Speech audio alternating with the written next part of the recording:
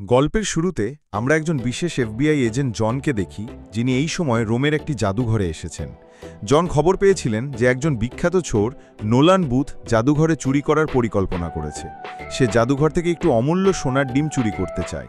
জনের বারবার ব্যাখ্যা সত্ত্বেও জাদুঘরের পরিচালক জনের কথা শোনেননি। জাদুঘরের নিরাপত্তার ওপর তার পূর্ণ আস্থা ছিল, কিন্তু জন তার তল্লাশি চালিয়ে যান। তিনি এমন একটি তথ্য প্রকাশ করেন যে সবাই অবাক হয়ে যায়। ডিমটি পরীক্ষা করার সময় জন বুঝতে পারেন যে ডিমটি নকল। আসল ডিমটি ইতিমধ্যেই চুরি হয়ে গেছে। তার সন্দেহকে বিশ্বাসে পরিণত করার জন্য জন তাতে সোডা ঢেলে দেন। ঠিক তখনই জাদুঘরে অ্যালার্ম বাজতে শুরু করে। সবাই এদিক ওদিক দৌড়াতে শুরু করে। নোলানও সেখানে উপস্থিত ছিল। তাকে দেখার সাথে সাথেই জন বুঝতে পারেন যে সেই চোর।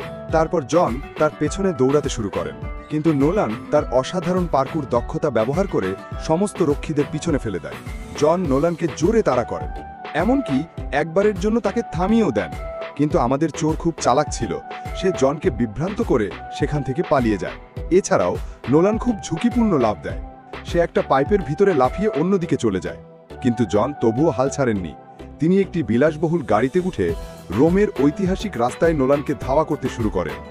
এজেন্টের সর্বোচ্চ প্রচেষ্টা সত্ত্বেও নোলান খুব চালাকির সাথে সেখান থেকে পালাতে সক্ষম হয়। এই ঘটনার প্রায় 56 ঘন্টা পরে নোলান তার বিজয় উদযাপন করছিল। তার এক হাতে মদ আর অন্য হাতে ডিম। সে ভাবছিল যে সে পৃথিবীর সবচেয়ে চালাক চোর, কিন্তু তার অনুভূতি মাত্র কয়েক মুহূর্ত স্থায়ী হয়েছিল। জন তার পুরো দল নিয়ে নোলানের আস্তানায় বসেছিল। পালানোর কোনো উপায় ছিল না, তাই জন তাকে গ্রেফতার করেন। কিন্তু নোলান এখনও বুঝতে পারছিল না তাকে কিভাবে পাওয়া গেল। তখন জন তাকে বলেন যে বিশপ নামে একজন চোর তার অবস্থান জানিয়েছে। বিশপ বিশ্বের 1 নম্বর মোস্ট ওয়ান্টেড চোর, এবং নোলান 2য় নম্বর, যে দীর্ঘদিন ধরে বিশপের জায়গা নেওয়ার চেষ্টা করছে। চুরি করা ডিমটি ইন্টারপোলের হেফাজতে নেওয়ার জন্য সুরক্ষিত ছিল, কিন্তু অভিযানের সময় একটি মোড় আসে। একজন গোপন এজেন্ট আসল ডিমের পরিবর্তে একটি নকল ডিম দিয়েছিল, এবং সেই এজেন্ট আর কেউ নয় বরং বিশপ নিজেই ছিল। পরের দিন জনের জন্য পরিস্থিতি আরও খারাপ হয়ে যায়। তার বিরুদ্ধে চোরদের সাহায্য করার অভিযোগ আনা হয়, কারণ তার নামে একটি সুইস অ্যাকাউন্ট খোলা হয়েছিল, যেখানে $8 মিলিয়ন জমা ছিল। এটি জনের এত বছর ধরে অর্জিত সুনাম নষ্ট করেছিল। তাকে গ্রেফতার করা হয় এবং রাশিয়ার তুষারাবৃত পাহাড়ের একটি সর্বোচ্চ নিরাপত্তা কারাগারে পাঠানো হয়। কারাগারে তার সহকর্মী ছিল নোলান। অন্য কোনো উপায় না থাকায় তাদের দুজনকেই হাত মেলাতে হয়েছিল। এই ঠান্ডা রাশিয়ান কারাগারে বন্দী অবস্থায় নোলান ধীরে ধীরে পুরো পরিস্থিতি বুঝতে শুরু করে। তার গ্রেফতারের পিছনে আসল মূল পরিকল্পনাকারী আর কেউ নয়, বিশপ, একজন চালাক চোর যাকে আজ পর্যন্ত কেউ ধরতে পারেনি। নোলান বলেন, এটি কেবল সেই ডিমের বিষয় নয়। এই ডিমটি বিশাল পুরস্কারের চাবিকাঠি। একজন মিশরীয় ধনকুবের প্রতিশ্রুতি দিয়েছেন যে যে কেউ তার মেয়ের বিয়ের আগে 3টি ডিমই তার কাছে নিয়ে আসবে তাকে $30 কোটি পুরস্কার দেওয়া হবে। 2টি ডিম পাওয়া গেছে, কিন্তু তৃতীয়টি এখনও গোপন। নোলান বলেছিলেন যে তিনি এই কারণেই এই 3টি ডিম খুঁজছিলেন, কিন্তু জনের আগমন কোনো কারণ ছাড়াই তার পরিকল্পনা ভেস্তে দেয়। এখন স্পষ্ট হয়ে গেল যে বিশপও সেই ডিমগুলোর পেছনে ছিল। তিনি তাদের দুজনকে আটকে রেখেছিলেন যাতে কেউ তার ডিম চুরি করতে না পারে এবং কেউ তাকে খুঁজে না পায়। তাদের কথোপকথনের সময় রক্ষীরা তাদের ধরে জেল ওয়ার্ডেনের সামনে নিয়ে যায়। তারা দুজনেই অবাক হয়ে যায় যখন দেখে যে বিশপ নিজেই সেখানে তাদের জন্য অপেক্ষা করছে। কোনো ভয় ছাড়াই তিনি একজন জেল অফিসারের পোশাক পরে দাঁড়িয়েছিলেন। তার স্টাইল ছিল আলাদা। সে নোলানকে একটি প্রস্তাব দেয়। তার কাছে ইতিমধ্যেই একটি ডিম ছিল। সে দ্বিতীয়টি চুরি করার পরিকল্পনা করেছিল। যদি সে তাকে তৃতীয় ডিম খুঁজে পেতে সাহায্য করে, তাহলে সে তাকে পুরস্কারের 10% দেবে। নোলান তার প্রস্তাব নিয়ে মজা করে এবং তাৎক্ষণিকভাবে তা প্রত্যাখ্যান করে। বিশপের প্রত্যাখ্যানে বিশপ কোনো প্রতিক্রিয়া দেখান না এবং চুপচাপ সেখান থেকে চলে যান। কিন্তু যাওয়ার আগে তিনি একটি কথা বলেন, আমি সবসময় তোমার থেকে 2 কদম এগিয়ে থাকব। জন তখন নোলানের উপর রেগে যায়, কারণ সে জেল থেকে বেরিয়ে আসার এত ভালো সুযোগ হারিয়েছে। তবুও সে নোলানকে বলে, আমরা দুজনে হাত মেলালে এই জেল থেকে পালানো একটু সহজ হবে। আমাদের সারা জীবন এই জেলে পৌঁছে থাকতে হবে না। জনের পরিকল্পনা ছিল বিশপকে থামিয়ে ডিমগুলো ফিরিয়ে নেওয়া, যাতে সে তার হারানো সম্মান ফিরে পেতে পারে।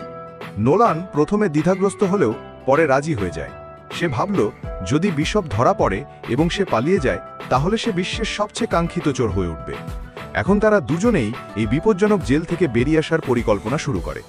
প্রথম ধাপ ছিল ডাইনিং হল, যেখানে নোলান একটি সুপরিকল্পিত পদক্ষেপ নেয়। সে জোরে চিৎকার করতে থাকে যে জন একজন গোপন এফবিআই এজেন্ট। এই কথা শুনে একজন বড় এবং বিপজ্জনক বন্দী তৎক্ষণাৎ রেগে যায় এবং তার ও জনের মধ্যে মারামারি শুরু হয়। পুরো জেলে হট্টগোল শুরু হয় এবং রক্ষীরা সবকিছু শান্ত করতে ছুটে আসে। নোলান ও জন উভয়কেই টেনে বের করা হয়। জন রেগে গিয়ে নোলানকে হুমকি দেয় এমন কাজ না করার জন্য, কিন্তু নোলান বলে এটি আমার পরিকল্পনার অংশ। সেই হট্টগোলের সময় সে একটি চাবি কার্ড চুরি করেছিল যা তাদের জেল থেকে বের হবার জন্য খুবই গুরুত্বপূর্ণ ছিল। সেই চাবি কার্ড দেখে জনও কিছুটা শান্ত হয়। পরে তাদের কথোপকথনে নোলান জানায় যে তার বাবাও একজন পুলিশ ছিলেন, যিনি কখনো তার প্রশংসা করতেন না, আর সে সবসময় তার মনোযোগ চেয়েছিল। তাই সে ভাবল, পুলিশ কার উপরে বেশি মনোযোগ দেয়, চোরদের উপর? তাহলে আমি চোর হয়ে যাব। এই কথোপকথন তাদের সম্পর্ককে আরও গভীর করে তোলে। এরপর তারা একসাথে পরবর্তী ধাপের কাজ শুরু করে। প্রথমে তাদের একটি অস্থায়ী বোমা তৈরি করতে হয়, যার জন্য প্রয়োজন ছিল সাবান, টুথপেস্ট ও নাইট্রিক অ্যাসিড। খুব সাবধানে বানানো এই বিস্ফোরণটি জেলে হট্টগোল সৃষ্টি করে। রক্ষীদের মনোযোগ অন্যদিকে সরিয়ে দেওয়া হয় এবং তারা পালানোর সুযোগ পায়। পরবর্তী ধাপ ছিল কারাগারের দেয়ালের একটি পাথর ধীরে ধীরে আলগা করা, যা তাদের বের হওয়ার পথ তৈরি করে। বিস্ফোরণের ফলে হট্টগোল শুরু হলে তারা উঁচু দেয়াল বেয়ে উঠতে শুরু করে। মাঝপথে অনেক অসুবিধা দেখা দেয়। নোলান একটি বরফে পিছলে পড়ে যায়। সে পড়ে যাওয়ার কথা ছিল, কিন্তু জন তাকে সময় মতো ধরে ফেলে। কোনোভাবে তারা একটি হেলিপ্যাডে পৌঁছে যায়। সেখানে প্রহরী একজন ফোনে ব্যস্ত ছিল। সে পুতিনের ছবি দেখতে দেখতে রাশিয়ান গান শুনছিল। তাই সে জানত না যে নোলান ও জন সেখানে পৌঁছেছে। জন দ্রুত প্রহরীকে অজ্ঞান করে ফেলে। এরপর নোলান দৌড়ে হেলিকপ্টারে উঠে যায়। জন তখনও একজন প্রহরীর সাথে লড়াই করছিল। ঠিক তখনই এক প্রহরী রকেট লঞ্চার থেকে গুলি চালায়। রকেটটি সরাসরি সেতুতে আঘাত করে, যেখানে জন ছিল, কিন্তু জন কোনোভাবেই পালিয়ে অন্যদিকে পৌঁছে যায়। বিস্ফোরণের ফলে হেলিকপ্টার কেঁপে ওঠে। নোলান একা পালাতে পারত, কিন্তু সে জনকে রেখে যেতে চায়নি। সে হেলিকপ্টারের বন্দুক দিয়ে গুলি চালাতে থাকে, যাতে প্রহরীরা পিছু হটে। এই সুযোগে জন হেলিকপ্টারে ঝাঁপ দেয়। তখনই একটি ক্ষেপণাস্ত্র দেখা যায়। জন হেলিকপ্টারের অন্য দরজা খুলে দেয়, আর ক্ষেপণাস্ত্রটি সরাসরি মাঝ দিয়ে চলে একটি পাহাড়ে আঘাত করে। এরপর তারা হেলিকপ্টারে করে স্থানটি ত্যাগ করে। অন্যদিকে বিশপ শান্ত মনে দূর থেকে এই হট্টগোল দেখছিলেন। লন্ডনের অন্য কারো কম্পিউটার থেকে বিশপ ইন্টারপলকে একটি গোপন বার্তা পাঠায়, যাতে তারা জানতে পারে যে জন ও নোলান জেল থেকে পালিয়ে গেছে। তার বুদ্ধিমত্তা দেখে সে নিজেই হেসে ওঠে এবং পরবর্তী পদক্ষেপের জন্য প্রস্তুতি নিতে শুরু করে। ইতিমধ্যে নোলান ও জন নোলানের একজন পুরনো বিশ্বস্ত বন্ধু টাম্বুর সাথে দেখা করে, যে তার জন্য একটি নতুন বিমান এনেছিল। নোলানের সূত্রগুলো দ্বিতীয় ডিমের হদিশ পেয়েছিল। এটি ছিল স্পেনের একজন বিখ্যাত অস্ত্র চোরাকার বাড়ির কাছে, এবং তারা তার বাড়ির অবস্থান খুঁজে পায়। শেষটা ছিল সহজ, তার বাড়িতে গিয়ে ডিম চুরি করা, কিন্তু এটা ছিল খুবই ঝুঁকিপূর্ণ। তার বাড়িটি ছিল যেন এক দুর্গ। বন্দুকধারী রক্ষীরা অল্প দূরত্বে দাঁড়িয়েছিল। পুরো বাড়িতে প্রায় 90টি ক্যামেরা ছিল, যা বাড়ির কোনো কোণ ছেড়ে দেয়নি।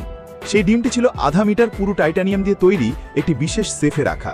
এত কিছুর পরেও চুরি চালানোর জন্য তারা একটি গভীর জাল ভিডিও তৈরি করেছিল। এটির সাহায্যে তারা একটি চালাক কৌশল ব্যবহার করত, যাতে ডিলারের ফোন নিয়ে তার পাসওয়ার্ড বের করতে পারে। এরপর আমরা স্পেনের সেই একই অস্ত্র চোরাকারবারিকে দেখি, যে তার বাড়িতে একটি জমকালো পার্টির আয়োজন করেছিল। জন একজন ধনী অতিথির মতো পোশাক পরে পার্টিতে মিশে যায়। নোলান ওয়েটারের মতো পানীয় পরিবেশন করছিল। ঠিক তখন জন দেখতে পায় যে বিশপও সেই পার্টিতে এসেছেন। তাদের চোখাচোখি হয় এবং বিশপ হালকা হাসি দিয়ে চলে যান। কিন্তু জন কিছু করার আগেই আমাদের অস্ত্র চোরাকারবারি মঞ্চে উঠে লম্বা বক্তৃতা দিতে শুরু করেন। জন এই সুযোগে গোপনে পিছনে গিয়ে ডিলারের ফোন চুরি করে। তারা জানত না যে ইন্টারপোল অফিসার এজেন্ট দাসও চুপচাপ পার্টির সবকিছু নজরে রাখছিলেন। নোলান নিজের গায়ে ওয়াইন ঢেলে জনের পোশাক নষ্ট করার ভান করেন। এরপর দুজনেই ওয়াশরুমে কাপড় পরিষ্কার করার অজুহাতে চলে যান। বাথরুমে তারা ডিলারের ফোন হ্যাক করে পাসওয়ার্ড পেয়ে যায়। রক্ষীদের ডিউটি পরিবর্তনের জন্য মাত্র 45 সেকেন্ড সময় ছিল। এই সুযোগে তারা দ্রুত ভল্টের সামনে পৌঁছায়। ভল্টের সামনে ছিল একটি পুরো টাইটানিয়াম দরজা, কিন্তু তাদের তৈরি করা ডিপফেক কৌশল কাজে লাগে এবং দরজাটি খুলে যায়। ভিতরে তারা অনেক দুর্লভ ও মূল্যবান জিনিসপত্র দেখতে পায়, এবং সবার মাঝে ছিল দ্বিতীয় সোনার ডিম। তারা খুব খুশি হয়, কিন্তু হঠাৎ অ্যালার্ম বাজতে শুরু করে। নিরাপত্তা রক্ষীরা তৎক্ষণাৎ সক্রিয় হয়ে ওঠে। এজেন্ট দাস বন্দুক তাক করে তাদের সামনে এসে দাঁড়ান। জন তৎপরতার সাথে ভল্টের দরজা বন্ধ করে দেন, যাতে কিছুটা সময় পাওয়া যায়। কিন্তু তখনই দেখা যায় সেখানে আরও একজন আছে, বিশপ।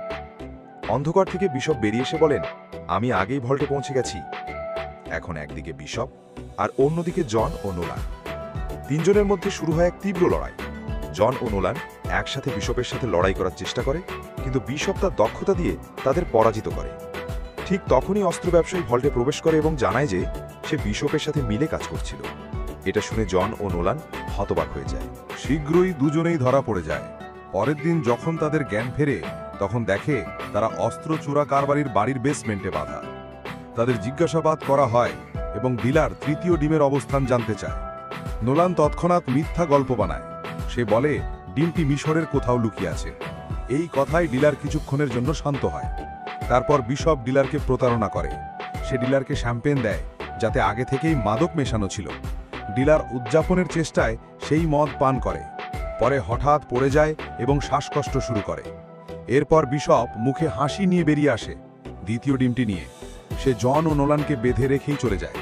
কিছুক্ষণ পর অস্ত্র ব্যবসায়ী জ্ঞান ফিরে পায় এবং সবকিছু ঝাপসা দেখে রাগে গুলি চালাতে শুরু করে। একটি গুলি জন ও নোলানের দড়ি কেটে দেয় এবং তারা মুক্ত হয়ে পালায়। কিন্তু তারা সোজা পড়ে এক ষাঁড়ের আংটিতে।